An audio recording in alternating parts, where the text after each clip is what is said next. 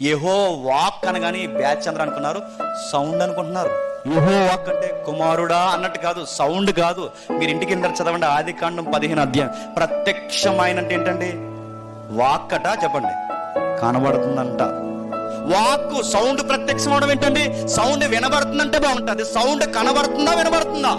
కనబడుతుంది. వాక్కుగా వినబడుతున్న ఆ వాక్కు కనబడుతుందంటే అది సౌండ్ కాదు, ఎవరో యెహోవా వాక్కుగా ప్రత్యక్షం అవుతున్నారు. ఆ యెహోవా వాక్కుగా ప్రత్యక్షం అవుతున్నది ఎవరు?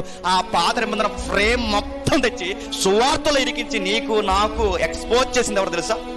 యోహాను. ఎవరు తెలుసా?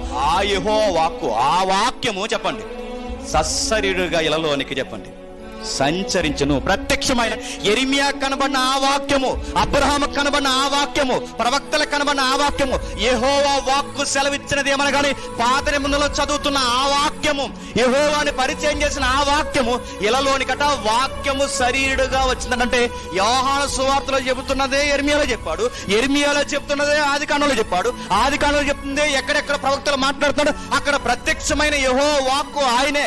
ఎందుకు ప్రత్యక్షమయ్యాడు? తండ్రి యెహోవా అదృశ్యుడు, దృశ్య రూపంలో కనబడే మరొక యెహోవా.